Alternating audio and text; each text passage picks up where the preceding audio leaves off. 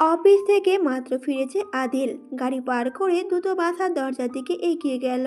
আজকাল যত দ্রুত সম্ভব সে বাসায় চলে আসে, কারণ তার প্রাণ ভোমরাটাকে বেশিক্ষণ না দেখলে যে তার মনটা ব্যাকুল হয়ে যায়।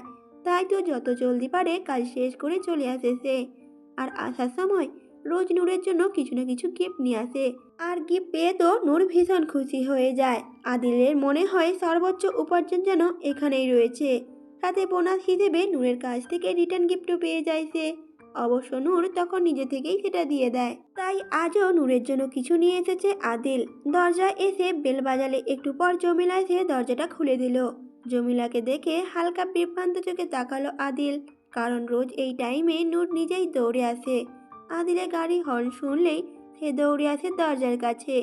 কিন্তু আজ তাকে না দেখে একটু কপাল কুঁচকালো আদিল। জমিলাকে জিজ্ঞেস করলো, নূর কোথায়? প্রতি উত্তরে জমিলা খালা বলে উঠল, বৌমণি তো রুমেই আছে, দুপুরের পর থেকে আর বের হয়নি। একবার গিয়ে দেখলাম শুয়ে আছে, তাই আর ডিস্টার্ব করিনি আমি। আদিলের কপালে চিন্তার ভাঁজ পড়ল সাথে সাথে। হালকা উদ্যোগী স্বরে সে বলে উঠল, এখনো শুয়ে আছে মানে? আবার শরীর টরীর খারাপ করেনি তো? আচ্ছা আমি দেখছি। কথাটা বলেই আদিল দ্রুত পায়ে নিজের রুমের দিকে এগোলো। তবে রুমে ঢুকে নূরকে কোথাও দেখতে পেল না, ওয়াশরুমও নেই। ব্যালকনির দিকে যেতে যেতে আদিল নূরের নাম ধরে ডাকতে ডাকতে বলতে লাগলো, নূর, মাই অ্যাঞ্জেল, কোথায় আমার পরীটা? দেখো তোমার জন্য কি এনেছি আমি। কিন্তু ব্যালকনিতে এসেও আদিল হতাশ হলো, কারণ নূরকে সেখানেও দেখা যাচ্ছে না। এবার আদিলের উদ্বেগের মাত্রা বাড়ল। সে রুমের ভেতর এসে দরজার দিকে যেতে লাগলো নূরকে খুঁজতে খুঁজতে। হঠাৎই গুনগুন করে হালকা কান্নার সুর ভেসে এলো আদিলের। পা থেমে গেল আদিলের। এদিক ওদিক তাকিয়ে সে এই সুরের উৎস খুঁজতে লাগলো।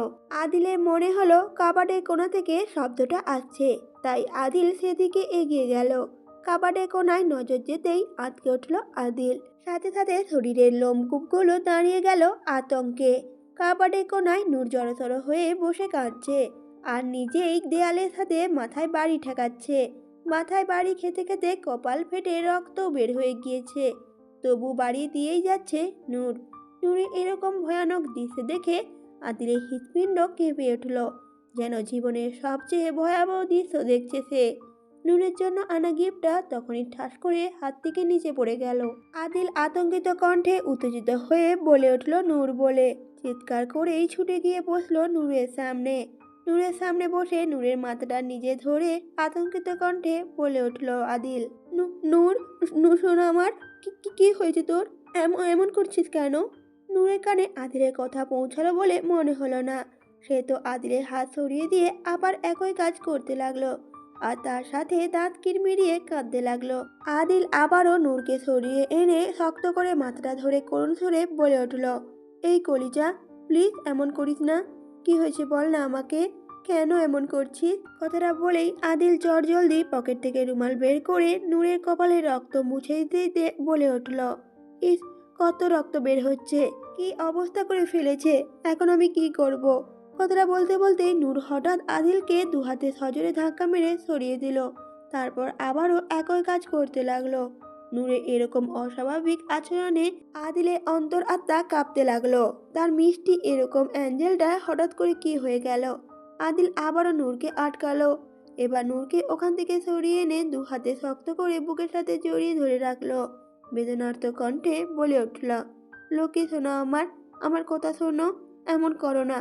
তোমার হিরোকে বলো কি হয়েছে তোমার, এমন কেন করছো তুমি? নূর যেন কোনো কিছু শোনা বা বোঝার অবস্থাতেই নেই।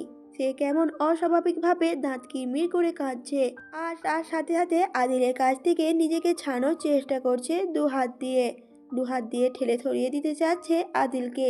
তবে আদিল আর ছাড়ার ভুল করবে না। সে জোর খাটিয়ে শক্ত করে ধরে রেখেছে নূরকে, আর নূরের সাথে কথা বলার চেষ্টা করছে। নূর যখন জোর খাটিয়ে পারল না আদিলের সাথে, তখন সে নিজের শারীরিক যন্ত্রণা তোড়ে আদিলের বুকে সজোরে কামড় দিয়ে ধরল। সর্বশক্তি প্রয়োগ করে সব দাঁতগুলো গেঁথে দিল আদিলের বুকের চামড়ায়। সাথে সাথে ব্যথায় আদিলের মুখমণ্ডল লাল হয়ে উঠল। তবুও সে ছাড়ল না নূরকে। চোখ বুজে দাঁতে দাঁত চেপে সবকিছু ছুঁয়ে গেল, কারণ তার অ্যাঞ্জেলকে রক্ষা করতে এর চেয়েও হাজার গুণ বেশি ব্যথা সে সইতে পারবে। কিন্তু তবুও অ্যাঞ্জেলকে এভাবে সে দেখতে রাজি না। ভিতরটা ভেঙে চুরে যাচ্ছে যেন তার।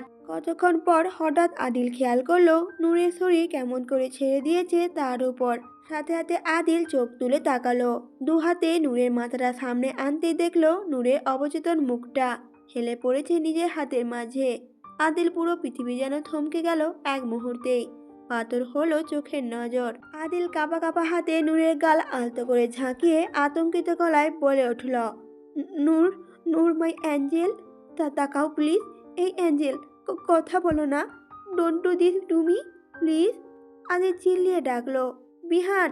বিহানের নাম ডাকার সাথে সাথে কিছুক্ষণ পরই বিহান দৌড়ে ছুটে এলো আদিলের রুমে। এতে দুজনকে এভাবে বসে থাকতে দেখে বেশ চিন্তিত স্বরেই বলে উঠল বিহান, কি হয়েছে আদি? আদিল বিহানের দিকে তাকিয়ে করুণ গলায় বলে উঠল, বিহান, নূর, নূর, আমার নূর, দেখ না আমার অ্যাঞ্জেলটা কি হয়ে গেছে, কথা বলছে না কেন ও? দেখ না বিহান। বিহান আদিলের অবস্থা বুঝতে পেরে সাথে সাথে বলে উঠল, আদি চিন্তা করিস না, আমি অহনই ডাক্তার আনতাছি, কিছু হইব না ভাবি, একদম তুই চিন্তা করিস না। কিছুক্ষণ পর ডাক্তার নূরের চেক আপ করছে, কপালে ব্যান্ডেজও করে দিয়েছে। আদি নূরের মাথায় পাশেই বসে রয়েছে। কিছু সময় ব্যবধানে কেমন রক্তশূন্য ফ্যাকাশে মুখটা হয়ে গেছে নূরের। আদিলের রঙিল ভুবন হঠাৎই বিবর্ণ হয়ে গিয়েছে। তার হাসি খুশি প্রাণবদ্ধ নূরের এই অবচেতনের মুখটার চেয়ে বেশি ভয়ঙ্কর বুঝি আদিলের জন্য আর কিছুই নেই। চেক আপ শেষে আদিল জানতে চাইলো কি হয়েছে নূরের। ডাক্তার সাথে সাথে বলল, দেখুন এখনই শিওর কিছু বলতে পারছি না, তবে আগে ওনার সম্পর্কে সবটা জানতে হবে আমাকে।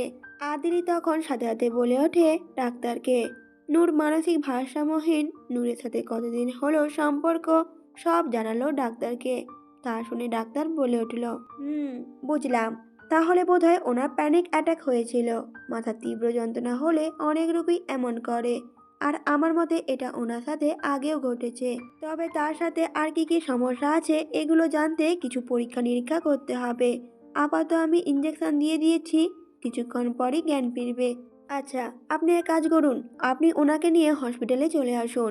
তারপর ভালো করে পরীক্ষা নিরীক্ষা করে জানা যাবে আসলে ওনার সমস্যাটা কি। আর হ্যাঁ, ওনার কোনো মেডিকেল কাগজপত্র থাকলে সেগুলোও নিয়ে আসেন, তাহলে বুঝতে সুবিধা হবে। সাথে সাথে আদিল বলে ওঠে, জি ডক্টর, আমি কালই নিয়ে আসবো সব। ডক্টর চলে যেতেই আদিল বিহানকে বলে উঠল, বিহান, নূরের বাড়ি ফোন করে বলো তো ওকে আগে যেই ডাক্তার দেখিয়েছে সেসব রিপোর্ট যেন মেলে পাঠিয়ে দেয়। বিহান সাথে সাথে ফোন দিল নূরের বাড়িতে। তাদের সাথে কথা বলে শেষ করে আদিলকে বলে উঠল বিহান, আরে ওরা তো ভাবিরে কোনো ডাক্তারই দেখায় নাইকা, তাহলে কাগজপত্র কই থেকে পাইবো? সাথে সাথে ভীষণ রাগ হলো আদিলের। এ কেমন লোক এরা, মেয়েকে আজ পর্যন্ত কোনো ডাক্তার দেখানো জরুরি মনে করলো না, তাও অ্যাটাক জেনেও। তাদের কি বলবো, আমার নিজেরই তো নূরকে ডাক্তার দেখানোর কথা মাথায় আসেনি। হয়তো নূরের মাঝে কোনো কমতি পায়নি, তাই নূর যেমন তেমনই সবার থেকে ভালো, তাই হয়তো ডাক্তারের কথা মাথাতেই আসেনি ওর। তবে এই ভুল আর করবে না সে। কালি নূরকে নিয়ে যাবে হসপিটালে, হাতে সুস্থ করে তুলবে সে। নূরের সামান্যতম কষ্টও সে রাখবে না, পুরোপুরি সুস্থ এবং স্বাভাবিক করার চেষ্টা করবে সে। অন্ধকার রাস্তায় হাঁটছে হিয়া। গার্মেন্টস থেকে বের হতে হতে অনেকটা দেরি হয়ে গেছে, আর ওভার টাইম করছিল সে। টাকার যে অনেক প্রয়োজন যে তার, না হলে বাবার হার্টের অপারেশন করবে কিভাবে, সে ছাড়া যে আর কেউ নেই তার। কিন্তু এখন যে রাস্তাটায় হাঁটছে সেই রাস্তাটা যে মোটেও ভালো না, যত মদখোর গাঁজাখোরদের আড্ডা হয় এখানে। তাই তো ভয় হচ্ছে হিয়ার, যদিও সে মুখে ওড়না পেঁচিয়ে মুখ ঢেকেই বের হয়, শুধু চোখ দেখা যায় তার। তবে মানুষরূপী হায়নাদের কাছে সুরক্ষা পাওয়ার জন্য এই উপায় খুব একটা কার্যকরী না। এই সমাজে মেয়ে মানুষের স্বাধীনভাবে চলা যে খুবই কঠিন। তবে এই 2 বছরে যে খুব ভালোভাবে টের পেয়েছে হিয়া। ভয়ে ভয়ে দুটো পা ফেলে রাস্তা পার হতে চাচ্ছে সে, মাথায় যাওয়ার জন্য যে এই রাস্তাটা ছাড়া আর কোনো রাস্তাই নেই, তাই এই রাস্তা দিয়েই যেতে হবে তাকে। মনে মনে দোয়া দুরুদ পড়তে পড়তে দ্রুত পা ফেলে সেখান থেকে বেরিয়ে যেতে লাগলো। তবে শেষ পর্যন্ত যে শেষ রক্ষা হলো না আর। যেটাই ভয় পাচ্ছিল এতক্ষণ সেটাই হলো। 4-5টা পকেটে মদ ঘরে চোখে পড়ে গেল হিয়া। রাস্তার পাশে আড্ডা দিচ্ছিল তারা। হিয়া যাওয়াটা দেখে নেয় তারা, তাই ওর দিকে সামনে এগিয়ে আসে। নানান রকম কুরুচিপূর্ণ কথা বলতে থাকে সাথে সাথে। তাদের কথা এবং এগিয়ে আসা দেখে হিয়া ভয়ে আটকে ওঠে। মনে সাহস জুগিয়ে প্রায় দৌড়ার মতো হাঁটতে থাকে সে। তবে তাতে কাজ হয় না, বদমাইশগুলো পিছু নেয় তার। তাকে ধরতে উদ্যোগী হয়। নিজেকে বাঁচাতে এবার প্রায় হিয়া ছুটি লাগায়, প্রাণপণে দৌড়ায় নিজেকে রক্ষা করতে এই নরপিশাচ রূপী ভয়ঙ্কর মানুষের হাত থেকে।